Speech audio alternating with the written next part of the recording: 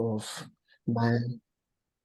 my very own friend, Dr. Isaac Larry Animasio. And I also want to thank the secretary of the working group, Dr. Mrs. Fatusi, for the work well done. I will not also forget the leadership of the NYA, Nigeria Young Academic, that is led by Dr. Peter Okoye, and our General Secretary, Dr. Abdulaziz Ajori. We want to appreciate you all. I want to thank everybody that has joined so far, and we hope to get a reasonable number as we progress with this workshop on leadership training. It's going to be a kind of interactive leadership. As we are going to see, we all have a role to play in the leadership pursuit.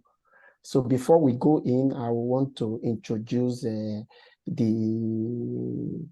I'll be the moderator, the speaker that will be guiding us. All of us is going to be a kind of interactive sector, because your angle of leadership might be different from my own angle. So we are going to learn from each other. We are going to learn from the speaker. We are going to learn from the moderator. We are going to learn from all of us, so that at the end of it all, we'll all see what we mean by leadership and how we can use our own leadership skill to improve our own immediate environment before we talk about the larger environment.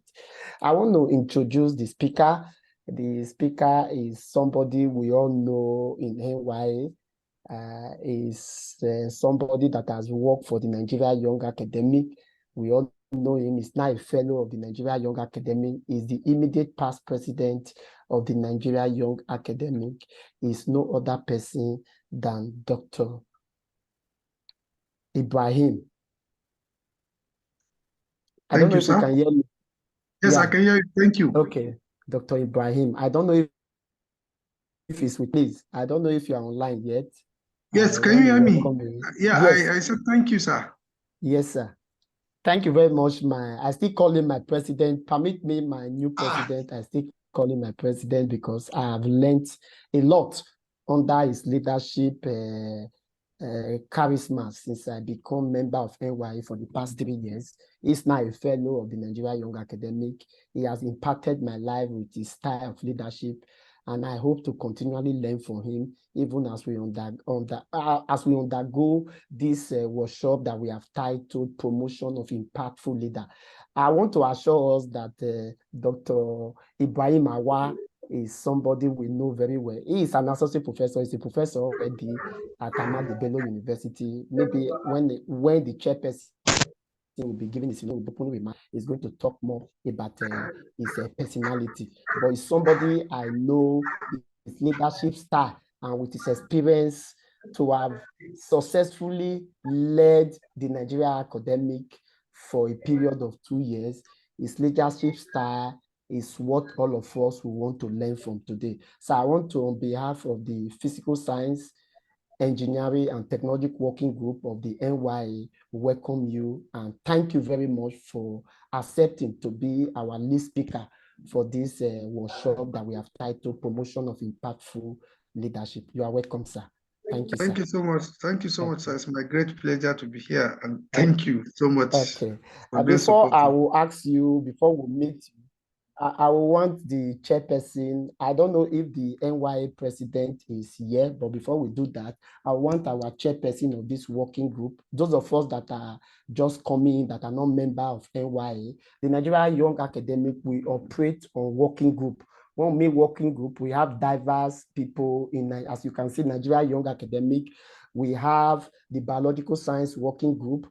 We have the Physical Science, Engineering and Technology Working Group. We also have the Art and Humanitarian Working Group. So we have about 3 working groups that will form the Nigeria Young Academic. But this particular program is being sponsored and organized by the Physical Science, Engineering and Technology Working Group, the one we call the PET Working Group. I want the chairman to quickly give us the opening remark. Dr. Isaac Larry Animasio, so please, you have the floor to give us your quick opening remark before we kick the ball. Thank you, sir. Okay, thank you very much, my brother. Thank you very much. So, like I've said earlier, I would like to welcome everyone. I'm with you. I'm with you. Hello? Mr. Chairman. Okay, I'm with you. Can you hear me clearly? Yeah, we can hear you now, sir. Okay. Thanks to everyone for coming, for your contribution to this discussion. We consider it necessary to start a project like this, a kind of discussion whereby we're going to rub minds together on some facts within the scope of leadership. So just like the moderator of mentioned earlier, this is Nigerian Young Academy. We are trying our best just to contribute to the development of the nation.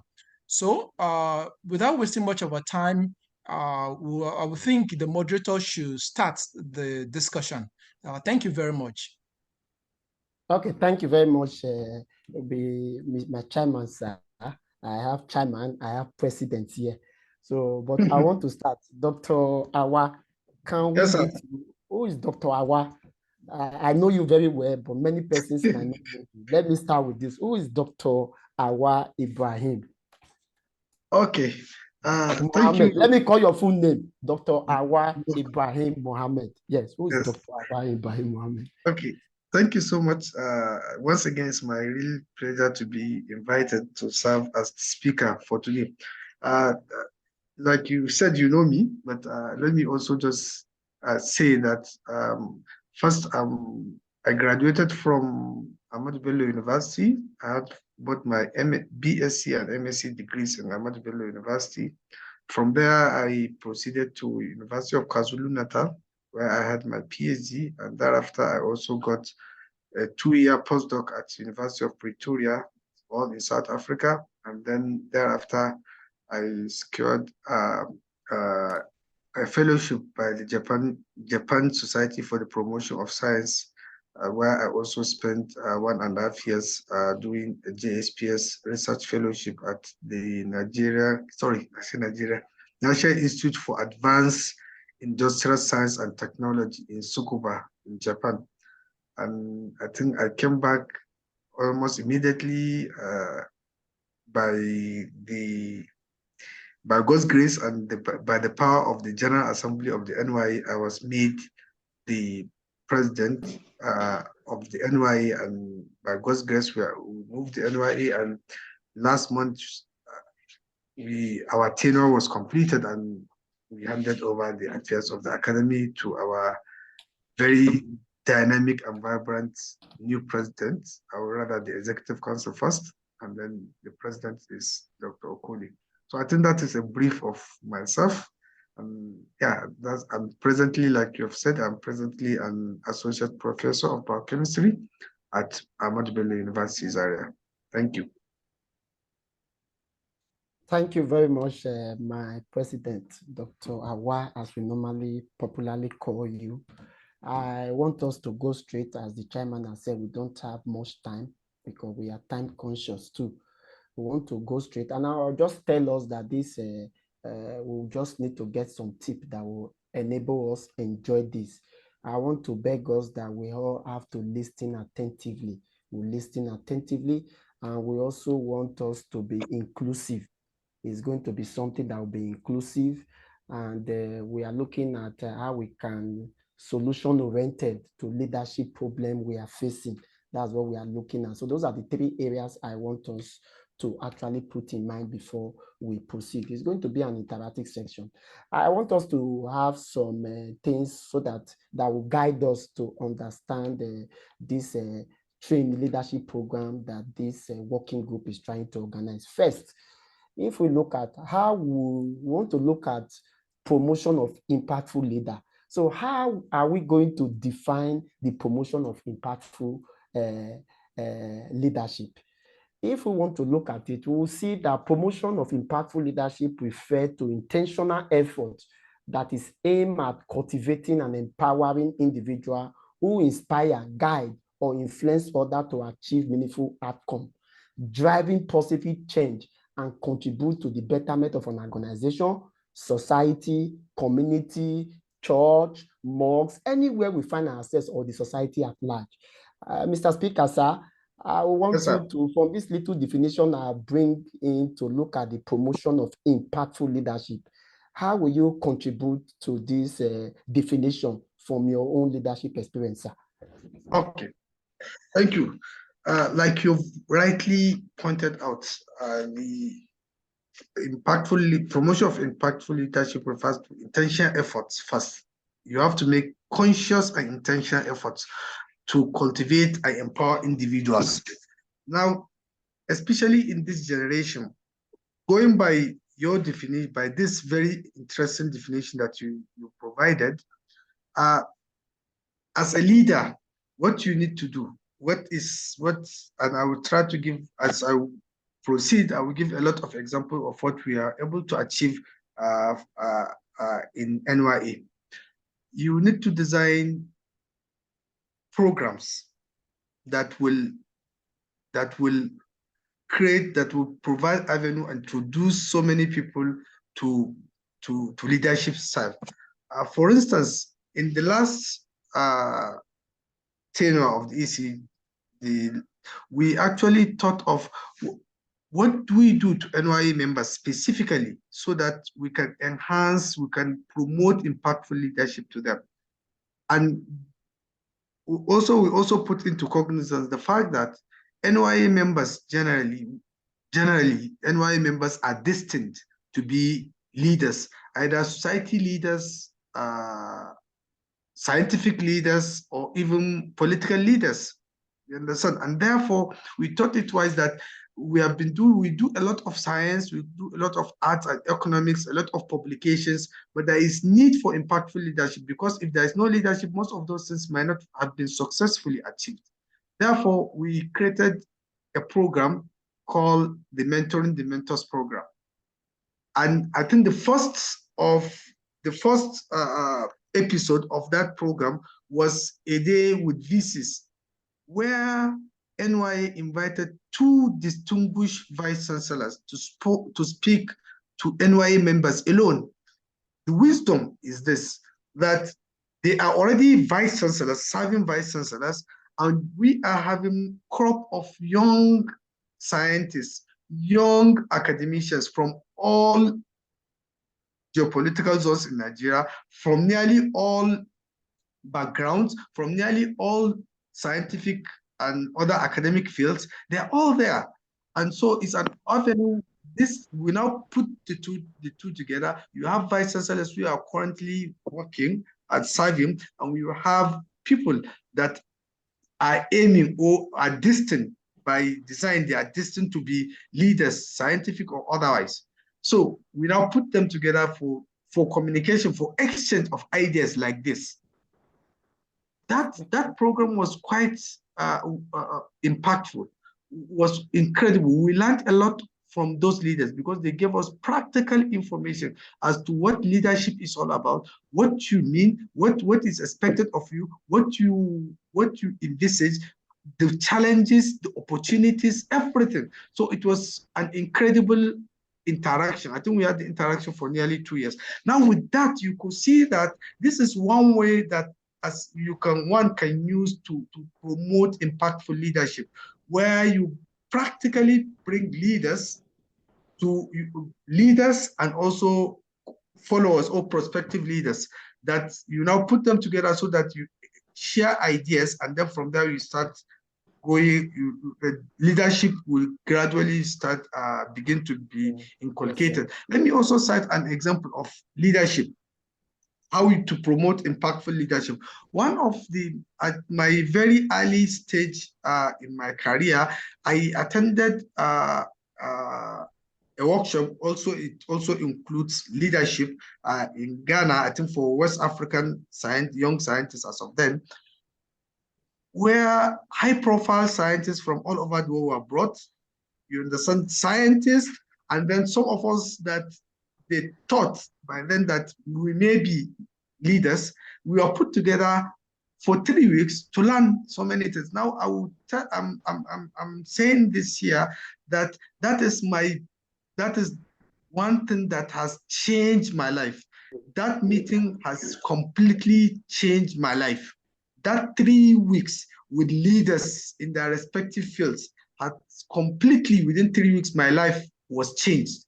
So I think one way to really promote impactful leadership is by this sort of programs where you bring prospective leaders and also where you bring prospective leaders and serving and very powerful leaders. I think once you bring them together into a program, there will be cross-fertilization of ideas across gender, across age, across generation. And from there, you see there will be transfer of ideas, and then the prospective leaders will certainly learn a lot. And then from there, the sky is the starting point, as they say, for impactful leadership, especially among those group of potential leaders. I think that is what I would say. And of course, after sometimes you see them contributing directly to betterment of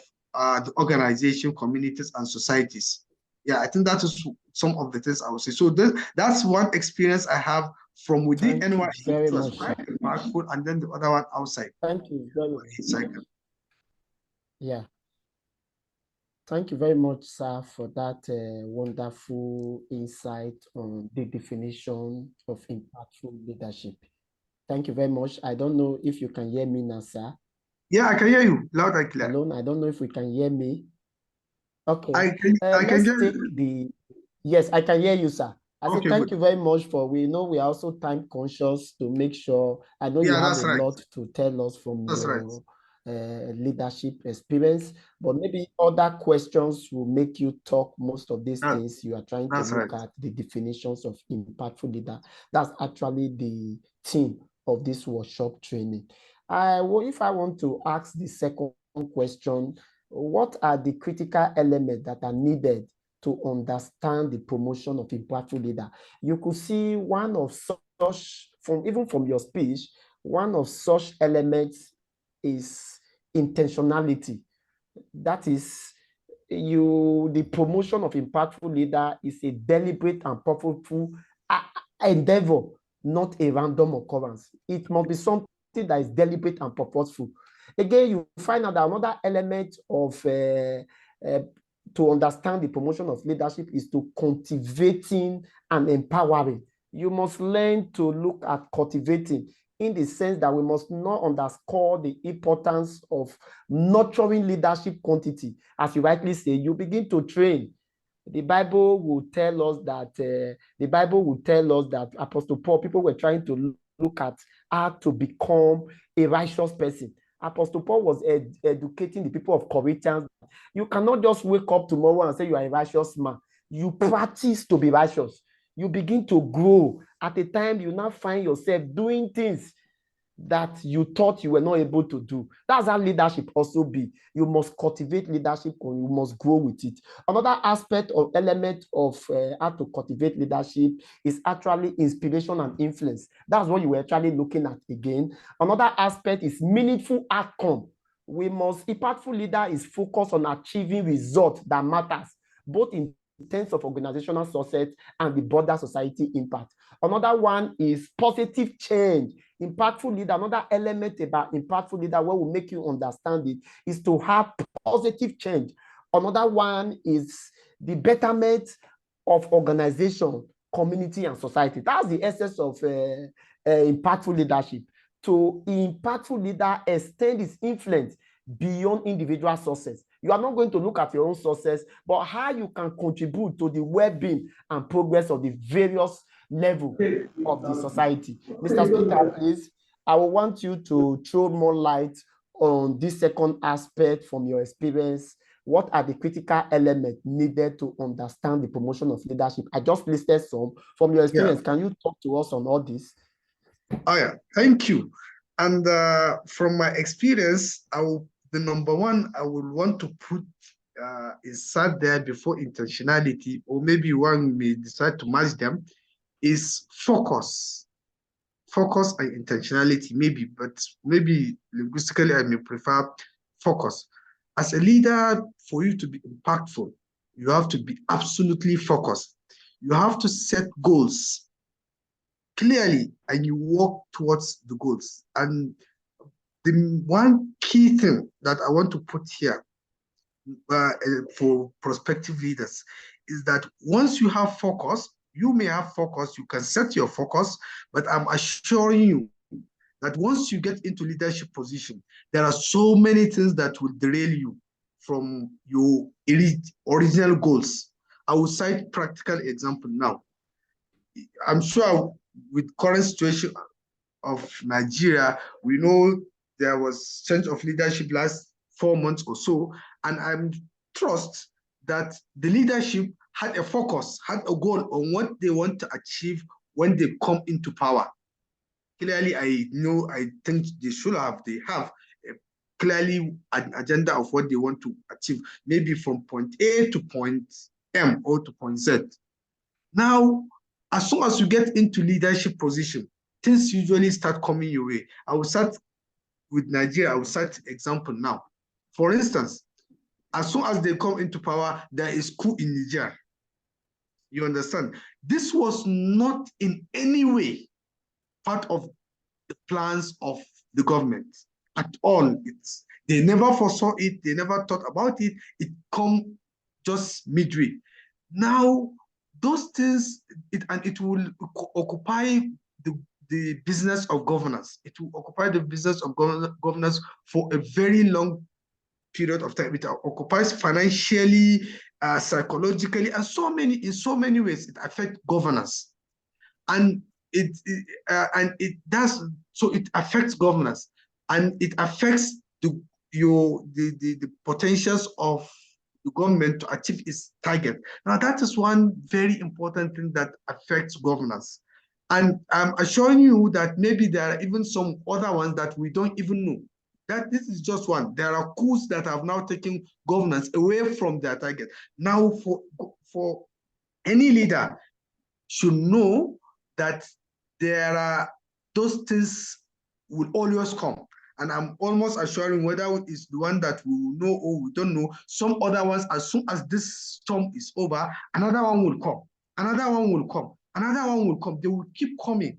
Now, that now takes me to that point that I said focus and goal. If you don't have a goal, if you don't sustain your focus, now those things will keep coming. And at the end, by the end of your tenure, you will simply look back and you will find out that you have achieved nothing. You will just be solving this problem that will keep coming your way. But if you sustain your goal, you maintain your focus. Of course, those things are important. You would certainly solve them in one way or the other. But as you solve them, you also don't take your mind and your focus away from your original target, from your original objectives. So in short, as leader, you should be focused. You should not allow yourself to be derailed by so many of these things that will keep coming your way. That is one thing that I find to be critical element for promotion of impactful leadership.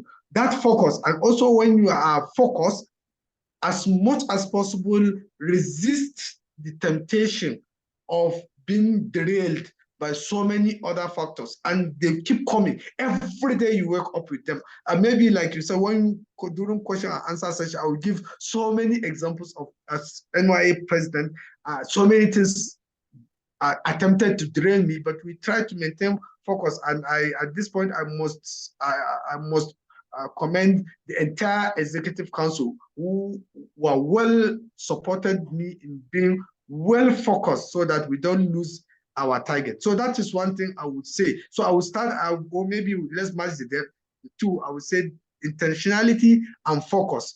And then another critical element that I'll add is, which I have explained, is you should resist to be derailed as leader.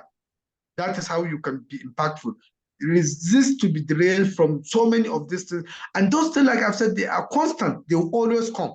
But your ability to control them and to navigate through them without affecting your goal is what will eventually make you or make the leadership to be very impactful.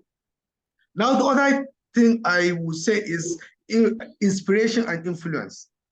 Now, You said things about inspiration. As leader, you should try to influence your members using ethical means. Ethical means, to any ethical avenue, you should try to inspire and influence them. Most of you know how I approach NYA members whenever we want to engage one in any position or any responsibility. Sometimes one has to practically beg, especially in a society like NYA, where membership is generally voluntary. One may have to beg practically, please, and then you cajole, you beg, you laugh, and then eventually things keep moving. You understand? You move. And also, you yourself, you should be seen, you should be seen, you should be inspiring others. Not that you simply have responsibility as president, you share all the responsibility among members. No, one should also lead by example. You should inspire people, you should lead by example. So also, let me also say something about a very important point that you said: meaningful outcome. Meaningful outcome. As a leader, there will always be things, like I've said, that will come your way, that will affect the success, or that will potentially affect your success. Now, you should, I won't say close your eyes, you should be well focused, and you should just be focused on achieving your target and successfully. There will be challenges, maybe even within members. There may be quarrels between members. There will be sabotages, even sabotages. There will be so many problems. But the only thing you look at is the results. I will cite example. Dr. Kingsley was part of the planning committee, COC, for the last for the last conference at GA. I'm sure you realize that so many challenges are there, but I keep saying side talks, gossips, let's forget about them. Let's look at the goal. The goal is we want to have a successful conference and general assembly. So all challenges that will come way, let's deal with them later. Let's just focus. Let's just make this thing to be successful. Side talks, quarrels, so many problems, like I said, will come your way, but just maintain focus and then decide that you want this thing to be successful. And sure, if you, as a leader, and you are inspiring, once you decide, it's going to happen. And that is from some of my experiences. Once one is committed, you see that, and of course, you always will have people that will support you. Like I said, I'm always grateful to all the ECR, all members of the NYA that have been very supportive during our time. Now, also, let me say something about betterment of organization, communities, and society. Of course, this is the heartbeat, let me say, of impactful leadership. Overall, one should be able to impact. One should be able to move place from one point to another positively. You should better the organization should be better than how you met it.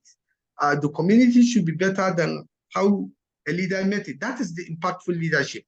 If a leader doesn't leave his mark, then the leadership is not generally impactful. So one way is, I think, to create so many programs depending on the organization. But I will cite an example. In the case of NYA, starting from the tenure of Dr.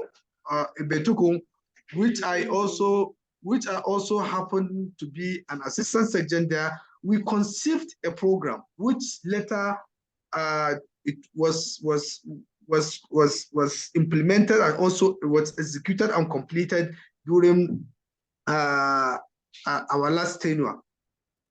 We conceived that, is it possible to create, we know there are challenges in Nigeria as far as instrumentation is concerned, as far as location of instrument is concerned. For instance, somebody in Edo may not know what is obtainable or the equipment that are available in Osun or in Ibadan or in Maiduguri. Somebody in Sokoto may not know what is obtainable in Ibadan or what is obtainable in Port Harcourt, and so on and so forth. So we thought it was that, why can't we create a database that will have all the equipment in all Nigerian institutions. By that, somebody can simply just click and get information of equipment, where and how to get the equipment, and then you start calling them or sending samples. So many things can be done from there. Now that was thought of. The proposal was drafted, everything was set in motion, and then eventually, I think during our tenure, it was implemented and then completed. Now you can see by this program, we are able to solve a very fundamental problem in the Nigerian society as a whole. You understand? We are able to successfully change that narration with that program. So those are ways to better society's organization. One has to look holistically, one has to look very widely to look at gaps. Always as a leader, you have to be looking for gaps. And then if you want to be impactful, is you make attempt to fill those gaps. Just identify gaps. What are the gaps? What are missing in our society? What are missing in our organizations? And then you start designing things, issues, programs that will effectively fill those gaps. And eventually, once one does these things, you will see that at the end, the leadership will be quite impactful and will be useful for the organization, society, and for the benefit of communities. Thank you. Thank you very much, sir. I know you have a lot from your experience, even managing an academic as intelligent as NYA members. Is enough for you to have these wonderful experiences. But because of time, we'll just hit the nail so that we can have time to allow the participants to ask their questions. And Mr. President, sir, my immediate past president, I'll beg you, so that we'll be brief, so that in the process, we will have time, because we want to make this program a form of interactive, where the participants will also have a way to ask us questions. Then two of us from our experiences will handle it. From what you just said, that will lead us to our third question. If impactful leader, what is actually the essence of impactful leader? And why do you think this is essential in our today's world? As you rightly said, impactful leader is all about inspiring and empowering others to achieve the best potential while driving positive change. We all agree to that. But in today's complex and rapidly changing environment, we know it is not how it is today. The environment is changing, the world is changing. Impactful leader is crucial. We all agree that it's crucial, and it's foster innovation, resilience, and organization growth. Mr. President, sir, Speaker, can you throw more light on this essence of impactful leader from your experience and its essence to today's world? Thank you, sir. Yeah, thank you. I think here I would also want to add dynamism. Okay. As for impactful leadership, one very key thing is dynamic. And I want to use like I said, I will use NYA as a case study. NYA is one of the earliest organizations to start organizing webinars in the country, in Nigeria, when COVID-19 comes up. You understand? NYA is one of the few first organizations. It's not the first, but I say one of the first organizations that have organized webinars from different aspects of COVID-19. You see, what happens is because it was actually because of the impactful leadership drive that the NYA had.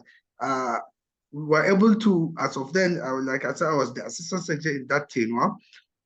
We were able to see that, okay, like you said, in today's complex and rapidly changing environment, what do we do under this present situation that will be impactful?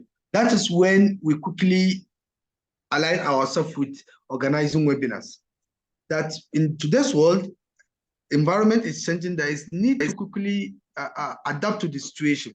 And therefore, we now started organizing webinars, and that eventually fosters a lot of innovation and resilience, and also organization growth. Now, after webinar, another example I'll also give that also was impactful, or is also it also aligns with your definition why it's important. This is essence of impactful leadership. What is important is that we also organize a program, initiate a program called Talk to Your Professors. This is also about inspiring and empowering others, like you have defined. The essence of impactful leadership is to inspire and empower others to achieve their best potential. Now, in doing this, we design a program or create a program, the so-called Talk to Your Professors program. This program was meant largely or targeted undergraduate and postgraduate students, where they will be trained on different aspects of their careers, different aspects. So by so do, and of course that was to be done under very informal atmosphere where they will learn directly from the expert, learn directly from the expert, and then that will now drive positive change. Because once you take a very high profile scientist or even politician, scientist, politician, whatever, and then you now bring him to this young set of young students, they will quickly learn from him, and that eventually leads to or drive positive change in the society. So I think that is one thing, like I said, dynamism is very important in today's complex and rapidly changing environment. For impactful leadership, you need to see that you need to be dynamic to quickly accept innovation. For instance, now things in data science and ICT is taking over the stage. Now, if one wants to be quite impactful, you need to quickly align yourself to data science, for instance, so that you can be impactful. Those are some of the things that I would want to add at this point. Thank you. Thank you very much, sir. That will also lead us to another question. You know, it's an interactive session. Can we now say leadership can be taught, or it is something that will come innate trained, that will just come? Leadership, can it be taught, or is something we get from our parents or hereditary or what? But I want us to look at leadership. We find out that leadership can be developed and can be earned through education. When we mean education now, through training, experience, and self-awareness. That's one part of leader. Some persons also may have a natural inclination for leadership. There are some persons, that's why there's a school of thought. We have two sets of leaders, those that are born leader and those that are trained leader. So can anyone can become an impactful leader with the right tools and mindset, even when you were not born a leader, even when you are a trained leader. Mr. Speaker, sir, can you throw more light on this kind of leadership argument about who is a leader? Is it somebody that is born a leader or somebody that is taught to be a leader? Thank you very much, sir. Okay, thank you. I think, in my opinion, anyone can become an impactful leader, but like you said, he has to have the right tools and mindset to achieve that. Also, I also believe personally that leadership is a combination of the two. It is an innate trait, partly, and it can also be taught. And those individuals that are able to have the innate trait of being leaders, and they also acquire some basic skills with, I think, in my opinion, they end up being the best set of leaders. Like, you also please with the right tools and mindset.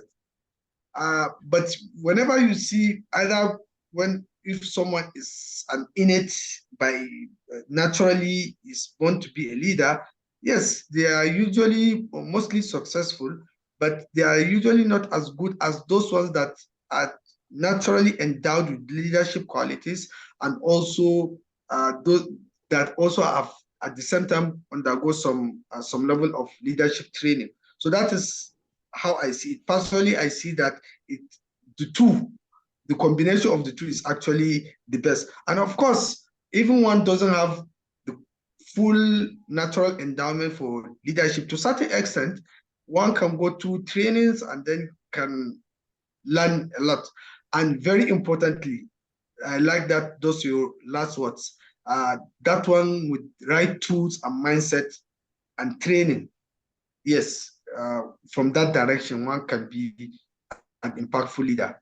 But I think the combination of the two is actually the best.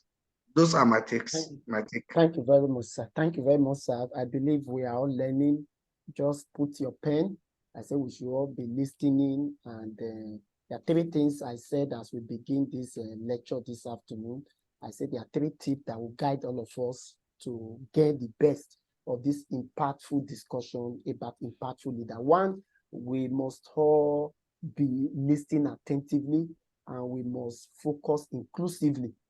And we all should also stay solution to oriented problem. So we all have time where all of us will contribute to all this. Mr. Speaker, see, I still have another question that I feel will also help us out to understand how to have impactful leadership quality. What are the key traits? You were trying to explain some, or the behavior of impactful leader, and how can they be cultivated? You know, you were trying, answering the last question, you were trying to bring them out. What do you think are these traits? We know rightfully that impactful leaders often possess traits such as empathy, adaptability. You have said that.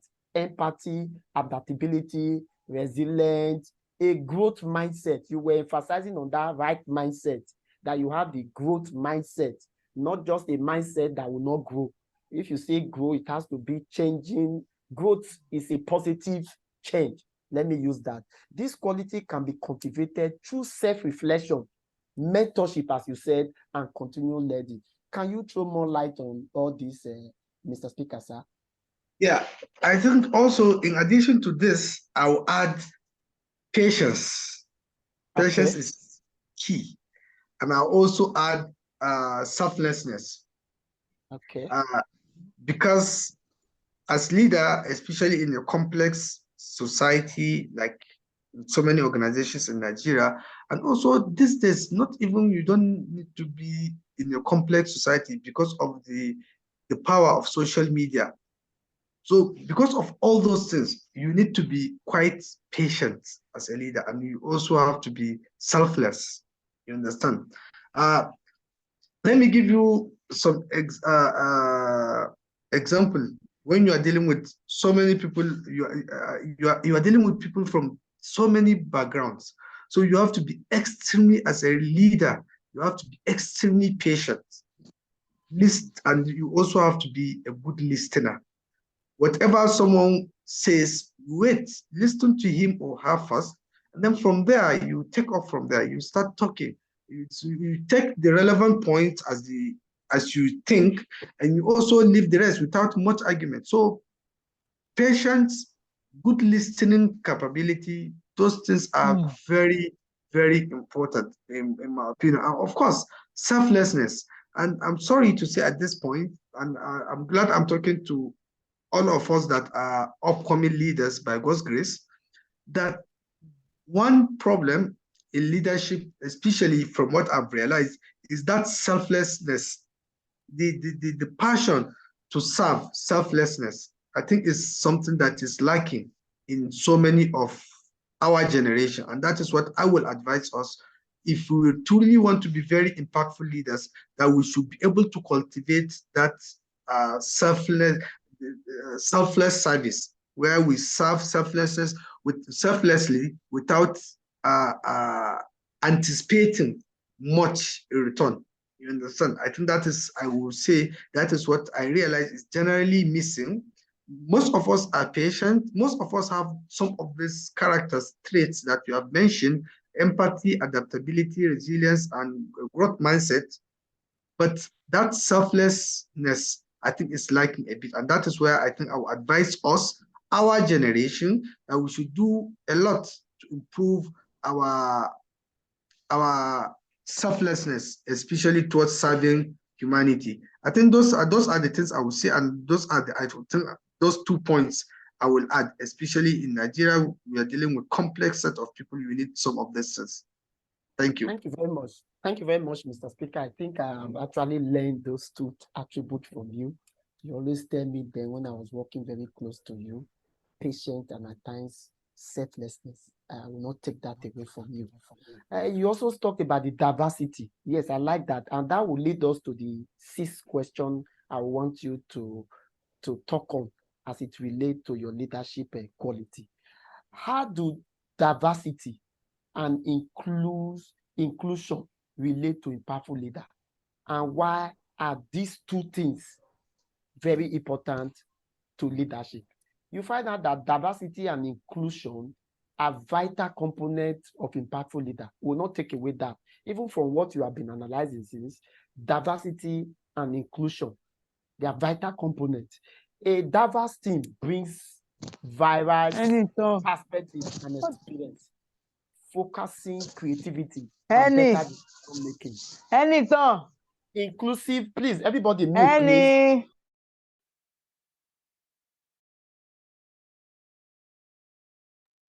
I think the Yes, proceed. Thank you. Yes, okay.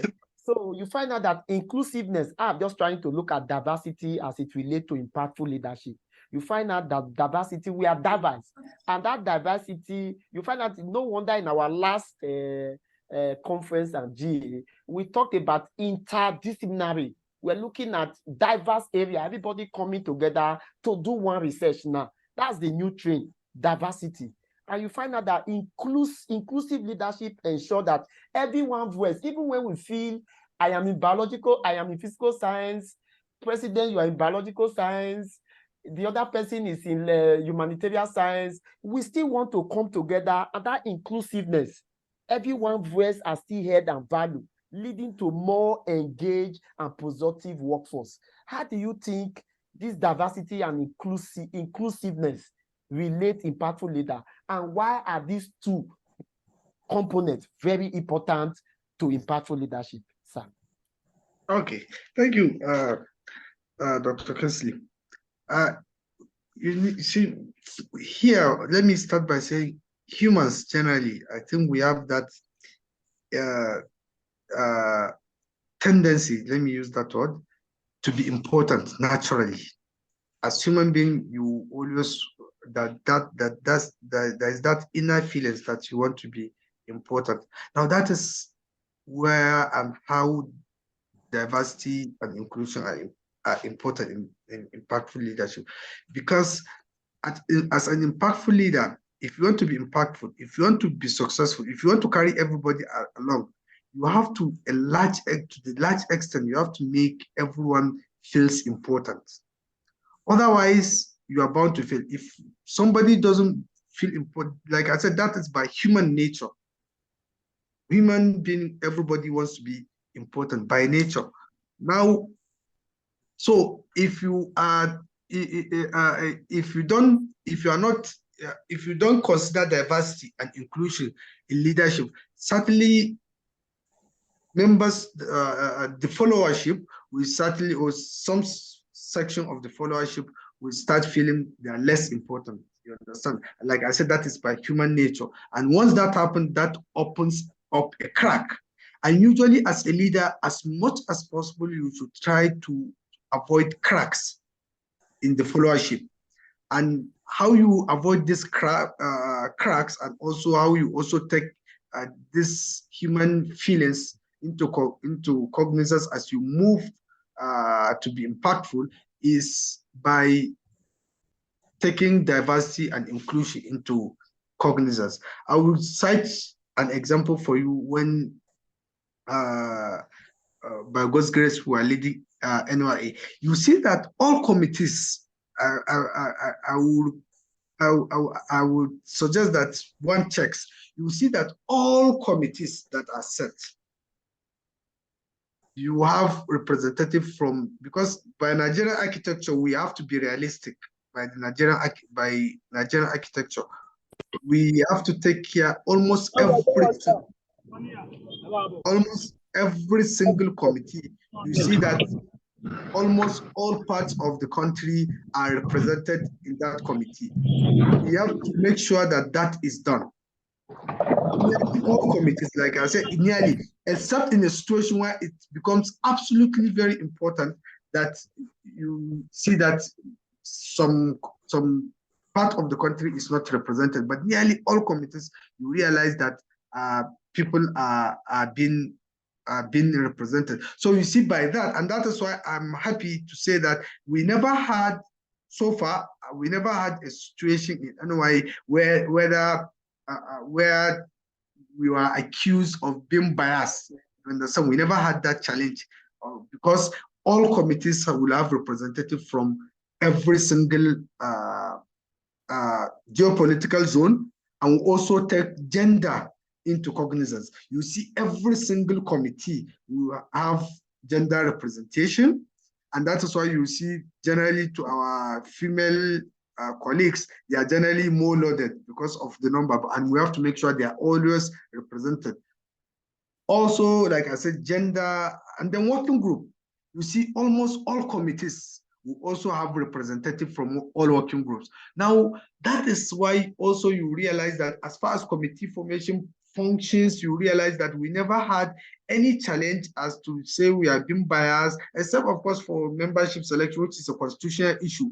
But we never had a situation whereby someone is accused us of being biased, because these are three things that we always put into consideration: geopolitical spread, gender, and also working group spread. Almost all committees, you realize that these things have been well taken care of. In fact, there is someone within the NY membership that I always joke with, that the person is always able to fill nearly 3 of these things for us. So that's why she's a lady. Let me say, we try, you see her in so many committees, because once you put her, she tick 3 boxes. You understand? 3 boxes for us. She covers 3 boxes for us. So those things actually help. Also, let me also cite example for this diversity and inclusion.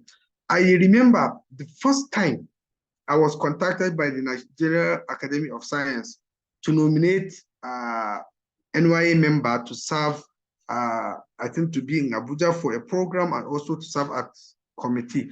I thought as soon as we come to the Executive Council, I advise that we are going to nominate 2 persons, but I advise that 1 comes from the Executive Council and 1 comes from members, from the membership.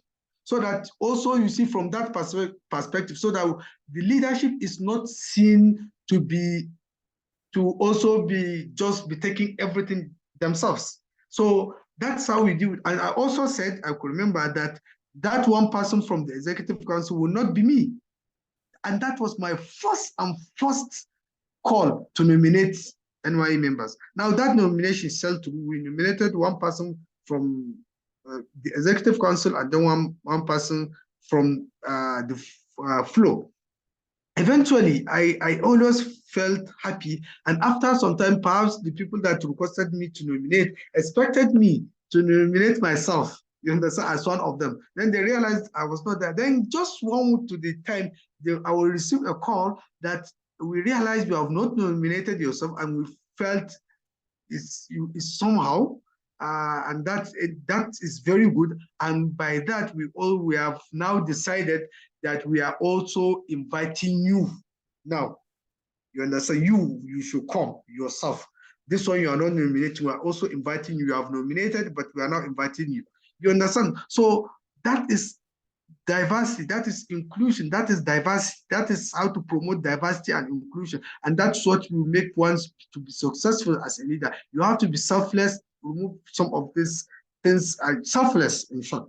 So that is one example. And also another example that I will also give, I think we were also requested to nominate someone to travel to, I think, Germany by the International Science Council.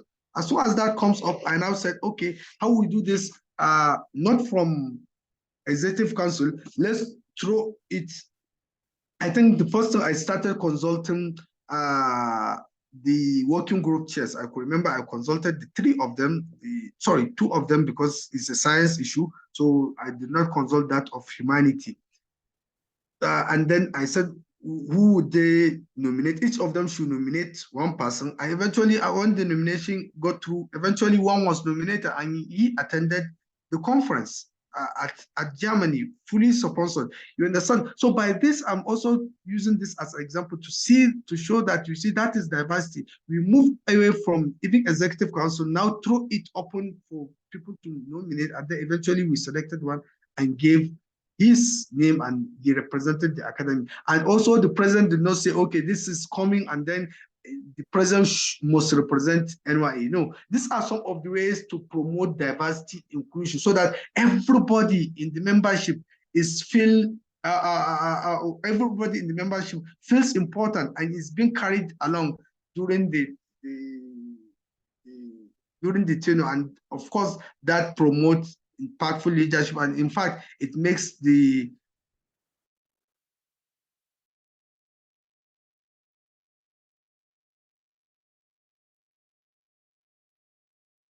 Hello, sir. I don't know if the speaker is still here or it's only me that cannot hear him again. Can you hear me? Yes, I can hear you now. You are back, sir. Can you hear me? Yes, sir. Yes, we can hear you, sir. Yeah. Yes, sir. Yeah, like I said, I think you have had up to the point I gave example of somebody going to Germany.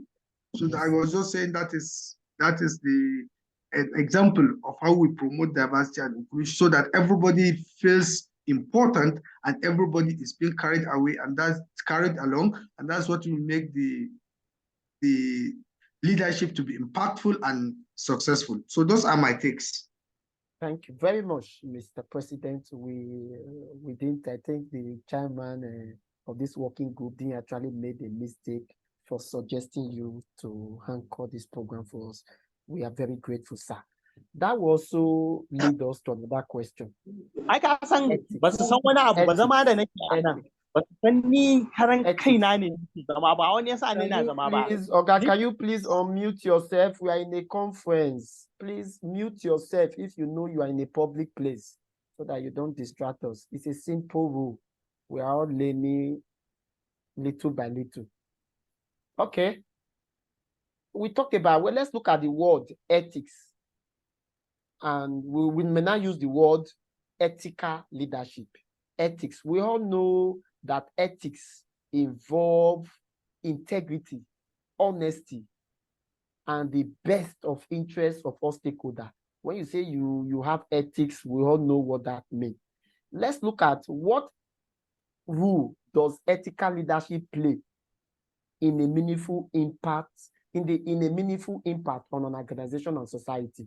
As I said earlier, ethical leadership is like the basics or foundation of impactful leadership. We cannot deny that because the word ethics actually means integrity, honesty, to do what is right. Even, you see what you were saying, even if it means you cheating yourself, do what is right. That's what it means. So, sir, can you look at ethical leadership, ethic leader build trust as you were trying to analyze? You now find out that most of us now begin to build trust in you, which is essential for a long-term success and positive society contribution as you did to NY. Can you throw more light on this, the role of this ethical leadership to impactful leadership in our organization and society? Yeah, I think here I would simply say that there is a leader has to be ethical, no matter how much you have to play by the rules. You have to, because as a leader, you are to guide, you are to give direction, you are to guide. And if you fail to be ethical, certainly that leads to the disobedience first, and then that leads to collapse of the leadership, and then, or the tenure as the case may be, and then eventually the purpose and foundation of impactful leadership is lost. So that's very important. As a leader, one should know that you'll be exposed to so many temptations, bribes. What I mean by bribes, even indirect bribes. Indirect bribes, so many ways people can bribe you indirectly. What I mean indirectly, not by cash, but maybe by kind. People try to bribe you in so many ways. Now, your ability as a leader to resist those temptations that will allow you to promote ethical leadership and eventually the the leadership will be quite impactful. So those are some of the things I would say. Here, I would say the most important thing, as I see it, is that one should. But sometimes I do go to town after closing. Please, can we mute ourselves? Can we mute ourselves? Can the participants, can we all mute ourselves except you want to talk to us? I think Mr. Chairman, can you mute everybody so that we can mute ourselves again? Because some persons, it's like they are not here, they just put up their system and they are just gisting. Yes, I've corrected that. Thank you very much. I've corrected that. Thank you. You can proceed. Thank you. Okay, thank you. So like I said, what I was saying is that here, the most important thing I'll just put across is the fact that as a leader, there will be serious temptations. When I mean temptation, bribes, and especially indirect bribes. What I call indirect bribes, maybe bribes in kind, maybe by saying, let me help you draft letter, well, let me help you do, and when somebody does it with expectation of a reward or expectation of you will give room for him to do something ethical, one has to do everything possible to resist some of this temptation. By so doing, one will be seen to promote meaningful and impactful leadership. I think those are the things I would say. Thank you very much, sir. That will also lead us to another aspect of leadership, or how we can impute leadership. Can you tell us from your experience some examples of leadership initiatives that have made significant positive impact on organization, society, and the community?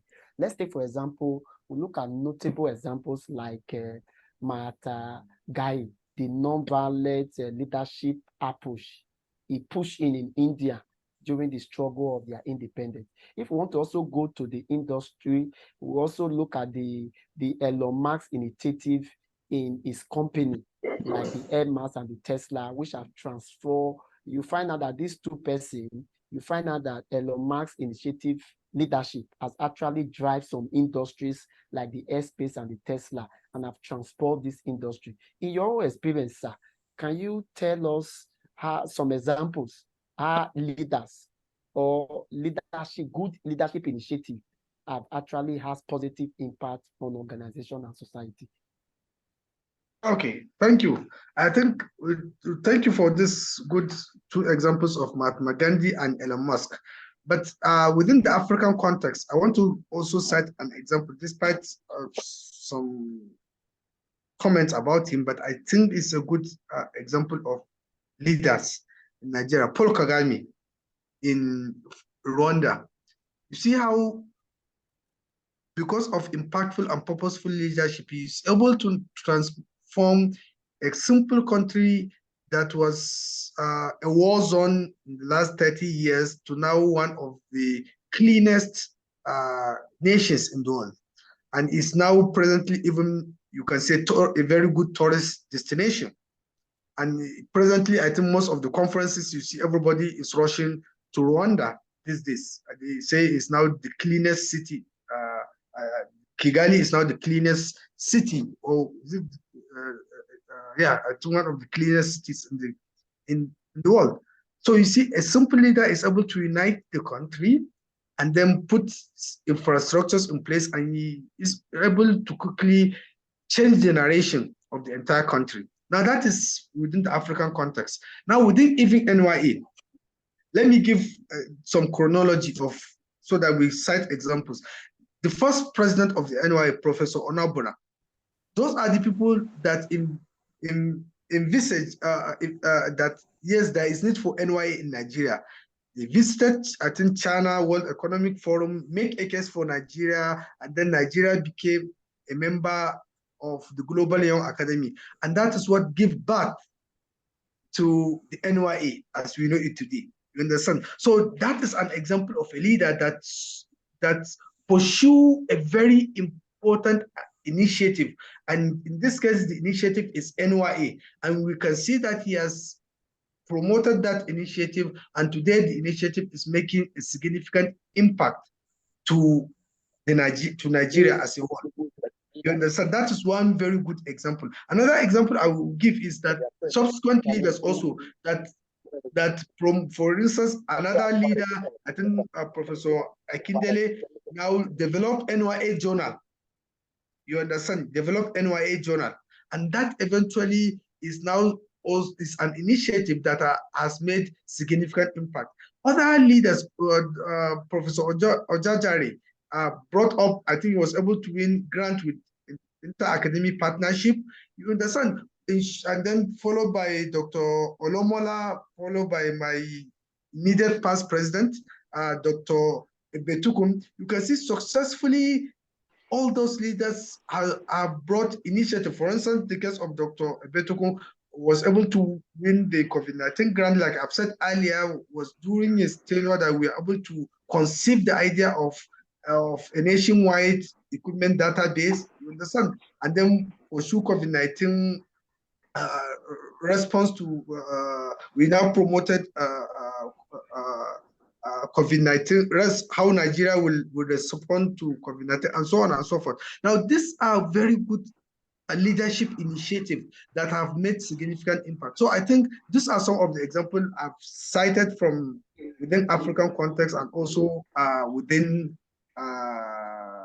maybe NYA in particular. You can see how just by the action of Professor Onabona, where we are today, he brought NYA to Nigeria, or rather, there's set about 5 of them I learned, brought NYA to Nigeria, but he championed the cause, and you can see where we are today. So those are very good examples that we can always proudly give.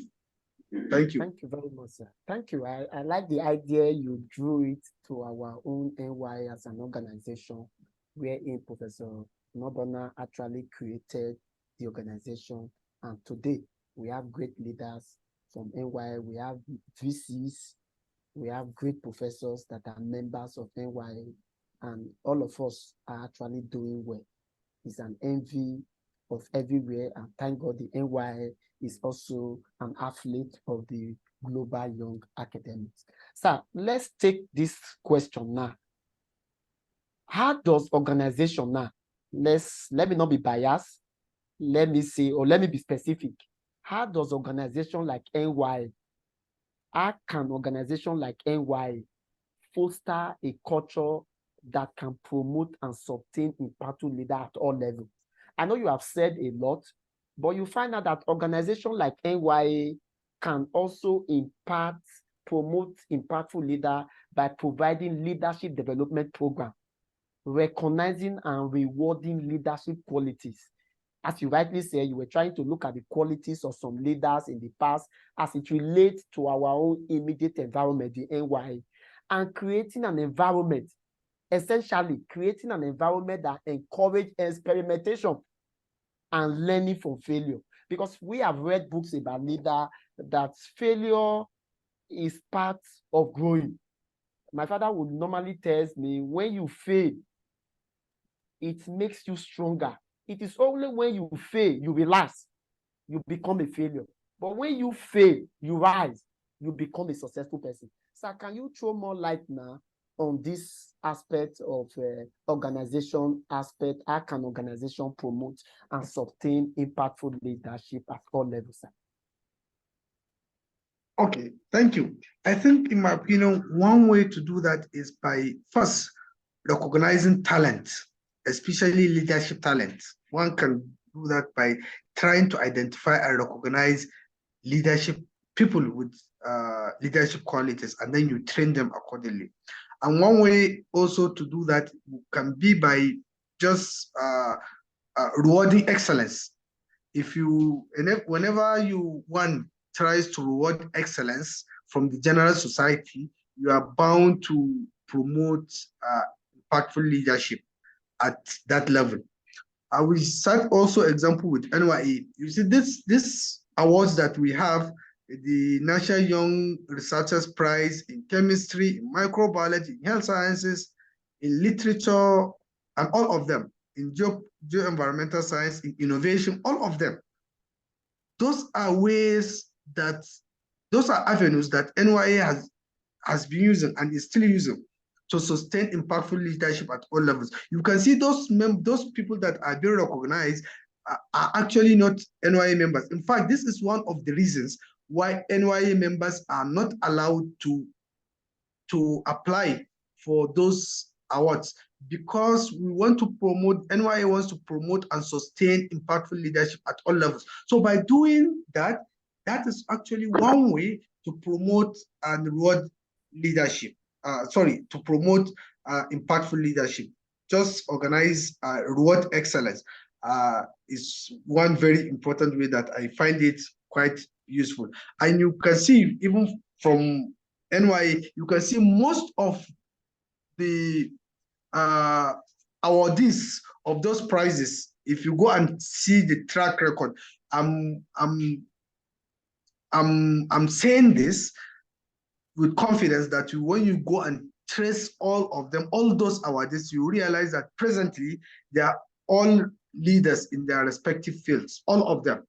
You understand? I would say maybe 95% of them. When you trace them, you see that they are now leaders in their respective field. So you can see this is one way that NYA tries to promote and sustain impactful leadership, not within NYA now, but to the larger society. So I think one way is to identify and then reward. Identify talent and then reward. And those ways are good from at least from NYA perspective. Thank you. Thank you very much, sir. I think I will want this, we have, so that other persons can contribute. I will take this as our last question from this end, so that the participants can also make their questions and contributions. Sir, you find out that in an increasingly digital and remote world today, how do you think that leaders adapt their leadership style to remain impactful? Because we are looking at impactful leadership. You find out that the world is digital and we have a remote work world. How do you think that leaders now can adapt their leadership style to remain impactful? You find out that leaders can adapt by enhancing their communication skills, be more emphatic, and leveraging technology to facilitate collaboration and connection. Additionally, the leaders should also focus on outcomes and trust their teams to deliver results, regardless of the physical location. Can you throw more light on this, sir? I think here you are very right that leaders should adapt with an increasingly digital world. There is need for leaders to quickly adapt and readapt their leadership styles to make it powerful. And here, what I will simply say is that this is largely achieved, or I think is still present. This is largely achieved through training and retraining. You understand? Training and retraining of leaders usually give avenue for leaders to quickly adapt their leadership to fit into the present day digital world. I think in short, I would say training and retraining and exposure. Once those are the things that should be continuous, and after sometimes leaders should be able to adapt to their leadership style to remain impactful in this modern day with increasingly digital processes. Thank you. I think that's training and retraining is the key. Thank you very much, sir. And commitment, yes, and commitment, yes. And commitment, let me add that. Training, retraining, and commitment. Thank you very much, sir. I think we have actually belabored you, and we will continue to learn and tap from your leadership skills, so that we will one day also grow and be like you. I know you're also looking up to people who are you have been mentioning names, you also look up to learn. So it's a ladder.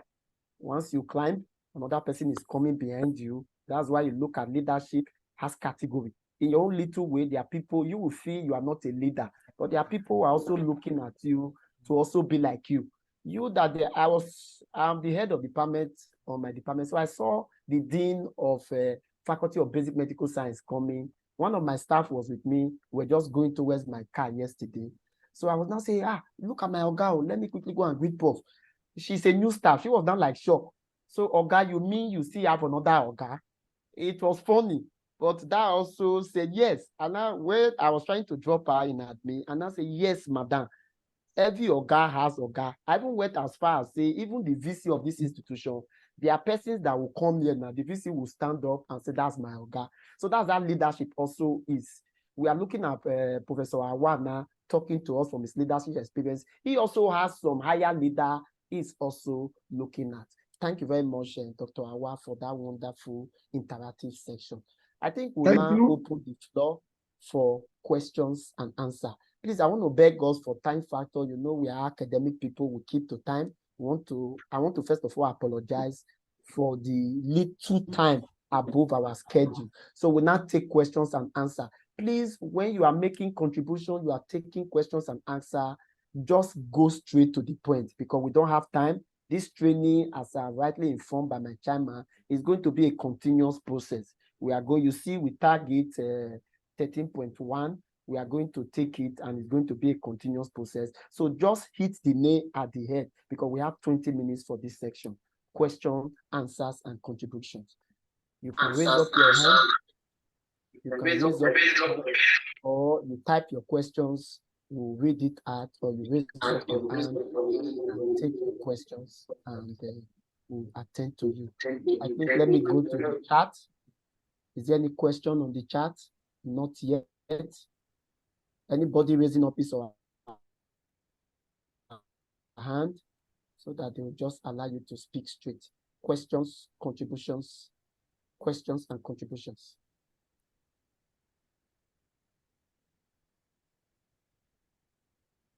Yes, somebody you can go ahead. Yes, Miriam Garuba, please go. Dr. Miriam Garuba, sorry, I didn't see your initials. Miriam Garuba, or Dr. or Dr. Mrs. or Professor Miriam Garuba, you can go ahead and ask your question. Okay, good evening, everyone. Good evening, hello, can you hear me? Okay, so yeah, very well, ma. Okay, so thank you very much for the wonderful session. I just wanted to ask about delegation. Some leaders really have problem with delegation. I don't know if you can emphasize on that, how we can delegate properly as a leader, because for one, I have that issue.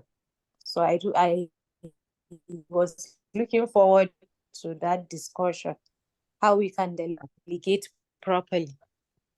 Okay, thank you very much, Dr. Miriam. We have noted your question. I want us to take as many questions so that we answer them once. Maybe 5, we'll answer that 5. Any other person raising up his or her hand? Let's do this very fast. Hello. Yeah, your name, please, sir. Okay, my name is Dr. Zahraddin Garba from Garba. I can see you. Yes, hello. Yes. Yes. Dr. Garba, you have the floor. Yeah. Okay. Thank you very much, Dr. Auwal, for that wonderful lecture, and the moderator for the good moderation. My question is, well, I don't know. I hope it's not outside the topic of discussion. For example, as a lecturer, and you have students that are working under you. So in most cases, for example, you direct students to do one thing or another, and the students will not be willing to do it, even though they don't have a superior argument. How do you, for example, as a leader, continue to carry along such students without creating disharmony between you and them? I don't know if my question makes sense. Yes, I can make it make sense. Yes. It makes sense. That's academic leadership. Yes. That's academic leadership, yeah. Academic Thank you very much for giving us the chance. Thank you very much, Dr. Garba. I think we have taken notes. Thank you, Dr. Ngozi. You just said your own is to appreciate the organizer and the speaker. We also appreciate you, Dr. Ngozi, for appreciating us. Any other questions? Questions, please. Okay, somebody is asking question, Mr. Speaker. Yes, I have Yes. Okay. no. Can you please moderate your? I think, Mr. Chairman, please, you need to mute everybody again. We are. Yes, thank you very much for that. Thank you very much. Enjoy, I have a question. Oh, okay, Doctor. My Secretary General, I almost forgot. Sorry, sir. You have the floor, sir. Welcome, sir. Okay, thank you very much, Dr. Kingsley, the yes, great moderator. Thank you, sir. My brother, my friend. Thank you, sir. Quickly, let me thank our immediate past president, that is the IPP, for the wonderful intellectual leadership training given to us this afternoon. I go straight to the question. I want to be like you, Dr. Auwal. I am the head of department. I'm the general secretary. How do I manage my leadership role to my personal career development? I want to publish more paper like you. 50 papers, 100 papers, 200 papers. So how do I manage with the administrative duties? You know, I just want to follow your style. Thank you. Over. Okay, thank you. Thank you very much. Mr. President, let me add this one to it so that you take this 5 now. This one says, good evening, everyone. In case where there is an instruction from a superior authority that will affect people under negatively, will I go ahead to implement even after pleading with authority prove abortive? That's the 5th one. Yes, I think, please, I want to beg everybody, please. We are in a training program. Dr. Shehu, please, we are in a training program. The rule when we attend webinar, NYA members, maybe because we are not all NYA members, the rules for webinar and online meeting is that when you are not speaking, you mute yourself. It helps the moderation. When you are not speaking, you mute yourself. Even me moderating, when I'm not speaking, I mute myself because we are getting. Dr. Shehu, please mute yourself. Aliu Shehu, please. Thank you. Mr. Speaker, please, over to you, sir. Okay, thank you. I think hand up, but let's take this first. Let's take this one first. I think number one have to do with delegation. Yes, you are very right. Usually, one cannot operate in isolation. You need to learn how to delegate, but don't delegate unnecessarily and with bias. 2 words: unnecessarily and with bias. You should delegate with high sense of professionalism. For instance, if I want something that has to do with, let's say, mathematics, you understand, that has to do with statistics, collecting data in Nigeria, for instance, you don't think of delegating someone that is from which field now? That has studied maybe linguistic, for instance. You understand? You have to, I will go for somebody like Dr. Animation, for instance, a mathematician. So you have to delegate responsibly and with high degree of professionalism. Apart from that, one thing to also consider in delegation is that you also don't excessively delegate. Because when you excessively delegate, the psyche in your followership would be that this guy is running from some responsibility. So you don't excessively delegate. You just delegate moderately. And delegation is very fine. It's an excellent way of leadership, but you don't do it excessively, because once it becomes too excessive, you lose control. 2 things are likely to happen. One, you lose control of the followership, and second, so many things will collapse because the followership will begin to see you as somebody that is running away from his responsibility. So those are the things I would say as far as delegation. You should delegate professionally and with some caution, with care, and delegate appropriate individuals. Also, there is also an issue that I want to say about delegation. Sometimes if you delegate, you are bound to delegate people that will not deliver the job for you. That is very common, and that's very common. And so whenever you delegate, try to convince yourself you are delegating the right person and the person that will deliver the job. Because remember what I said earlier, that you have a target, you have a goal. Anybody that will reduce the speed at which you arrive at your goal, you don't delegate him. You understand? And truly, that is why you realize, it's because of this, that's why you realize that some leaders are seen to have a clique or a cabal or call them any name, cabal, clique, inner caucus, all of them, call them any name. They are one thing. That is, I'm not talking in a positive leadership where there is no political inclination and what some of other shenanigans. The reason why you have that is not that you want to work with those people or you want a cabal. It's not that. The reason most at times is because you just need the results. These are the delegates that will give you results. So you go with them. You are naturally bound to be inclined to work with them. So those are some of the things I would say about delegation. Like I said, there is presently, I won't mention him, there is a governor that I admire a lot, but I keep saying that he does a lot, but I don't like his leadership style because he tries to do everything himself. You understand? He doesn't delegate. And if you don't delegate, you don't create a powerful system, but you create powerful individuals, and that is wrong. Creating powerful system is the best rather than creating powerful individual. I usually give example of that governor who does everything himself. He's doing very well, but he does everything himself. So that's a problem. So those are the things that I would say about delegation. Now, about a question from Dr. Zaradin about academic leadership. I think what you just said about students and supervisory relationship, I think I will lump it up to call it an academic leadership.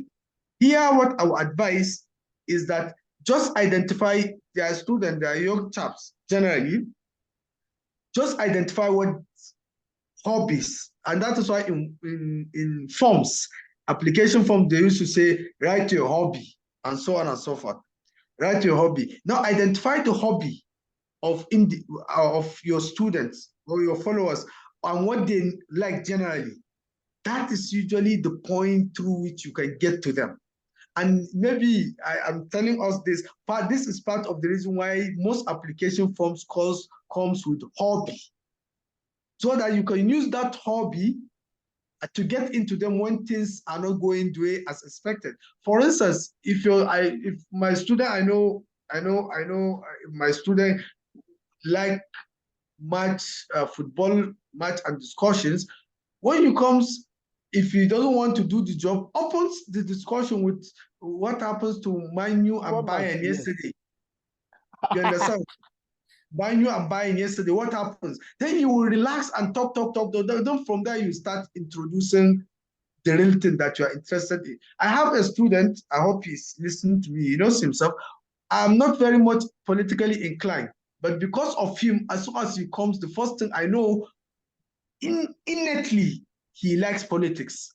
So most of my discussion with him initially would be first 3 minutes. What happens to the political system? What happens to that party? Let me know any party system. Then you will see him vibrating, talking, vibrating, happy.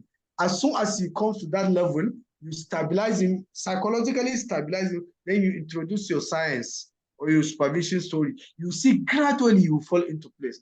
I think that is one way to go along with some of this situation, is you have to use wisdom and care, and then you drive the system. Even you, Dr. Zaradi, if I want to, now you know me and you now, if I want to get to you, I know how to open discussion with you, if I want you to do something. So those are the things to do, in my opinion. And also, I think somebody's, posted about, is there a limit to selflessness? When I read that, in fact, I picked it up. I simply told myself, I will tell you, as far as I'm concerned, I think there should not be much limit. There should not be much limit to be selfless. You should be as selfless as humanly possible. That is what will promote impactful leadership. Trust me, I know it's difficult, but there should be no, I wouldn't say there should be no limit, but you should be as humanly possible. You should be selfless to all that you can afford. Just be selfless. So I would say there is no limit technically. I think those are the questions I've picked. Is there anyone so far? Okay. Yes, Dr. Ajori. About a case of there is instruction made. Somebody, yes, you are in the let me say, middle cadre, and there is an instruction from top to bottom, and you have to convey it. Now, in my opinion, usually in such situations, you should find a way of conveying the message, since it's coming from a spiro, and any act of not conveying the message will be viewed as sabotage. So you have to convey the message. But as you are conveying the message, try to at the same time make the followers understand the implication indirectly. Let them understand the implication, and they should do that with utmost care. As you convey the message, let them really understand the implication, and then from there, as human beings, they will also tread with care. That is one way, because not conveying the message, since you have already plead and it has proved abortive, any counter system will show sabotage, and we wouldn't encourage anyone to sabotage his sphere. So just send the message to the followers, but also explain the implication. And so I'm sure those people will take caution as they proceed. Thank you. I think those are the ones, right? Yes, no, there's one from Dr. Ajori that was asking management. Oh, I've forgotten my boss. I hope my fellowship of NI will not be affected. Sorry, sir. Yes. In fact, I think I would say you have even forgotten one. Of professional life, publication, administrative life, let me say administrative life, and also you have forgotten one, family life. Now, balancing these three is, you have not added the three, but I'm just adding it. Balancing the three is quite dicey, truly. And in most cases, you see that one of them usually suffers. In most cases, one of them usually suffers. But to balance administration and profession, I think personally what I do is to compartmentalize myself. You understand? I usually, let me even say this is an opportunity, since I'm talking to the section. Sir, you'll be surprised if I tell you that for those 2 years, I was the president. Every single day, my first 2 hours is for NYE. My first 2 hours in the office is for NYE. Mostly, you can say 75% of those of the days, working days in those 2 years, 75%, my first 2 hours when I come in the office is for NYA. So I will clear off all NYA issues. And also one way, and also early in the morning, around 6, that is where I also send out most WhatsApp messages. What I mean, those first 2 hours in office, but usually in the morning. And that is why I'm sure most of us here that are NYA member, you will realize that you receive a lot of my messages those hours. So I compartmentalize myself. As soon as I wake up after morning prayers and others, I will now send all the messages that I'm supposed to send by WhatsApp. You understand? So that I don't get much distraction later in the day through WhatsApp. Then after coming to office, like I said, 2 hours usually work on computer, send emails, write proposals for NYA, if it is minutes, so many things that are, like I said, everything, every day there is something. Every single day there is something. So I usually give 2 hours those days, 2 hours daily, roughly. Then I will start other business. Maybe in yourself, being an HOD, I will advise that maybe you can give 1 hour, 2 hours if there is no meeting, 1 hour to clear up your decks. Then around 4 also you come back 1 hour. I know by addressing most of the things, 1 hour will do. And then you compartmentalize yourself, give time to when you listen to of course, as HOD, your doors should be open fully to your staffs, but those problems will not come every day. So that's how I think you navigate gradually, but very importantly, like I say, you try to compartmentalize mentally. You compartmentalize yourself. Okay, this is me, Dr. Anjorin, HOD. Then after 1 hour, you switch to this is me, Dr. Anjorin, virologist. Then after 2 hours, you switch to this is me, Dr. Anjorin, this NYA surgeon, and so on and so forth. Personally, that's what I've been doing, and I think it has been helping me a lot. And you keep switching yourself mentally, and by God's grace, one keeps moving. That is what I think I advise. And by God's grace, you see that you also move. I hope it works. Thank you very So much. that is, I think those are the things I will say. Yeah, please, we'll go through the chat. There's a lot of questions on the chat. I think the chairman of this working group is also trying to answer through reply. But I saw a foreign person actually, Dr. Adedira. Just be patient. I saw Dr. Sin raising up his hand a while ago. Can we, because I feel is an international participant. Dr. Sin, if you are still here, can you unmute yourself and ask your question? Dr. Singh. Okay, if Dr. Singh is not ready, Dr. Adediran, please can you ask your question? Dr. Magic, kindly mute yourself, please. Thank you, Doctor, for the coordination. I want to join my voices also to appreciate our IPP for the succinct presentation. Now, you find out that many leaders, they face this pressure to deliver short-term results.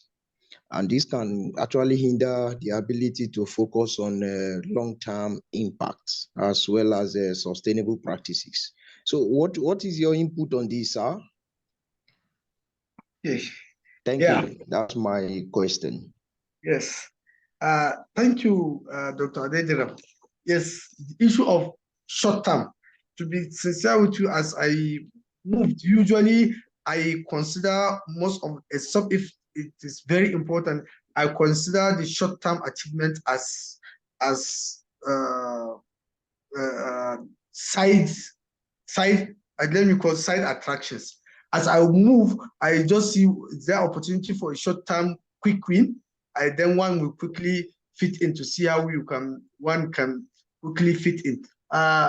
So I think personally, I set the long term, but usually, whenever you have a long term plan, there are mostly short term gains that will come as you try to implement or achieve the long term one, except if there are some other ones that will come very quickly. You understand, short terms that maybe they are not part of the long term, they are just come without much preparation. Now, in those situations, personally, I actually try to mentally, I use the word mentally with care, to mentally drop the long-term plan temporarily until this short-term is achieved. Then I'll now get back to the long term. That is what I actually have been. That has been my principle. But like I said, most of the long-term plans, once you follow them carefully, you see that they come with so many short-term gains. In case another one comes, personally, I think I usually mentally drop this one and then quickly get a quick win, and then I now move forward after I achieve the short-term impacts. So those are my thoughts. Thank you. Thank you very much, Mr. President. I think there are a lot of questions on the group chat, and I think the chairman, Dr. Isaac, doing justice on some of those questions. But Mr. Speaker, you can go through some of those questions because of time factor.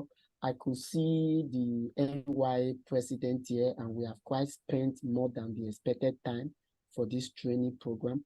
I don't know the NY president, my organ. Yeah, before that, let me just say something about just two questions that caught my attention. Okay, sir. Somebody, I think Mujahid said, how can we encourage a person with qualities of impactful leadership that is not trying to be leading in society or organization? You see, the truth is that is very common and very rampant, especially in today's Nigeria. People that have leadership qualities are afraid to come forward to render their service. I will start my case as an example. I don't know that I have leadership qualities or not up to now, but I was approached that I think I should contest for this NYE job. You understand? I kept thinking, even though I was a student union leader, and then at department I've held some leadership position, but I kept telling myself, this is a national position, number one, and also a position of distinguished and most prolific academicians in the country. It can't be easy. It can't be easy. But eventually, with talks here and there, with so many coercion, let me use that word, and convincing that you can deliver, you can do it, eventually one picks it. So I think it is by encouragement. That word is by encouragement. I'm finding every single way to encourage those persons. But it's very important, please, let's try to encourage those categories of individuals. And then the other one is about time management. I want to say something. The person that asked about time management, I believe must have heard what I said about how you can mentally compartmentalize yourself. For me, it has been working quite effectively, that compartmentalization. After this, I would just say, okay, next 2 hours, it is not Auwal that is the scientist. It is the Auwal is Auwal that is a talkative. You understand? It's not Auwal that is a talkative. Next 2 hours is Auwal that is scientist. Every single day I woke up, I compartmentalize myself into this series. Which Auwal will be? Which type of Auwal am I going to be by 12 noon? Which type of Auwal will I be by 4 p.m.? And so on and so forth. I compartmentalize and I try to do it, and it has been working to a large extent. You realize that one is successful by nearly more than 80%. If you can compartmentalize yourself this way, and you add every day you are more than 70% successful, then it's going to be after 1 year you realize that you achieved a lot and you have managed your time quite effectively. So those are my take from the comments so far I've seen. Thank you very much, sir. Thank you very much, sir.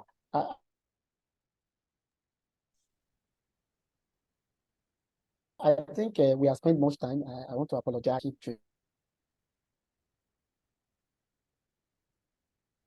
Okay. Dr. Kingsley? We all agree to that. But Doctor, what I would call, the apostles. Sir, okay, yeah, I can hear you, sir. Yes, sir. Can I have the floor now? Yes, I wanted to introduce our president, then I will call you, sir, so that you okay. I forget my Oga. Dr. Peter Okoye, please, he is the president and president of the Nigeria Young Academics, sir. Sir, can you just say hi to us? We are proud to have you in this working group, sir. Thank you, sir. Hello. Good evening, everyone. Good evening, sir. Yeah, I want to thank the working group chair, Dr. Anemashan, for the effort and commitment. And to you, moderator, you've done well. I equally want to thank all our members. I'm actually surprised that we have this number. That is a great improvement. And I assure us that we'll get it better as we proceed. To the speaker, my president, as I always call him, I want to thank you in a special way for this lecture. You know, people that have not worked closely with you may not understand. It's not a sort of praising you in the public, but above every other thing, your selflessness is what, to me, stood out and still standing out till today. You never considered yourself. Even on several occasions when you come to the EC meeting, as a leader, you may have had some preferences, but on the long run or before the end of the meeting, you realize that the direction you were facing, the EC has turned you maybe 180 degrees, you're facing the opposite direction. And you will still take it gladly. Not every leader is an uncommon quality, and that is selflessness. And it's not about you as a person, but about NYA. I must say that I learned, and I will continue to learn from you. I want to thank everybody for this interaction. I appreciate you all. Thank you. Thank you very much, so much, sir. Thank you, sir. Over to you, Mr. Chairman, sir. Over to you, Mr. Chairman, Mr. Dr. Yes, thank you very much, sir.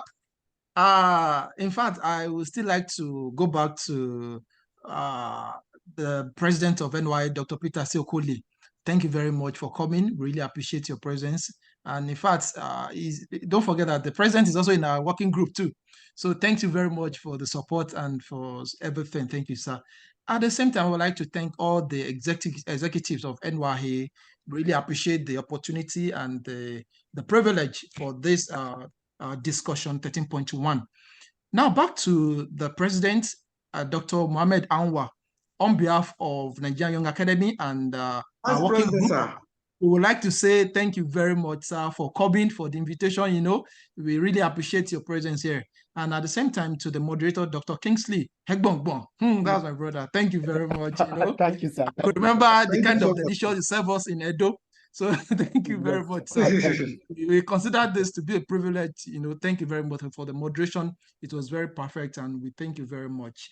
And then I will need to go back to my working group. All the members have contributed a lot towards the successful completion of this discussion. And at the same time, I must mention the secretary, Dr. Mrs. Fatunsi OT.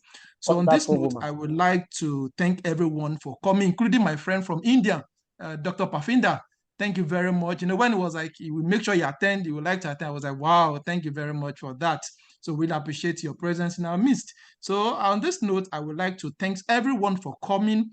And for those that have signed up for our leadership training, please, within now and 7 o'clock Nigerian time, please try to respond to our mail. We need to confirm you. Please try to respond. And at the same time, we'll get back in touch with you. So I would like to say thank you very much to everyone. Thank you. So we need to come to an end of this discussion, 13.1. So very soon we'll reach out to you. Even the video of this discussion, I'll make it available. All the discussion, everything, I will send the mail and make sure that everybody receive a copy of today's discussion, 13.1.